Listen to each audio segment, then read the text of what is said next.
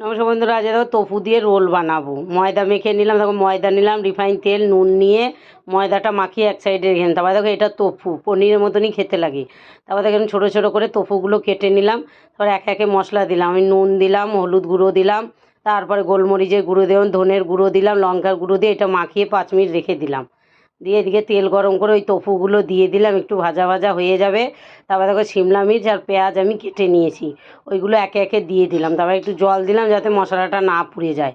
তারপর দেখো এরকম করে তোমরা কাঁচা লঙ্কাও দিতে পারো। তারপর দেখো নুনটা দিলাম, তারপরে লঙ্কার গুঁড়ি দিলাম, সয়া সস দিলাম, দিয়ে ওটা রেখে দিলাম। তারপরে এদিকে দেখো পরোটাগুলো একটু সেঁকে নেবো, যেমন রোলের পরোটা যেমন সেঁকে ওরকম করে আমি তেল দিয়ে সেঁকে নিলাম।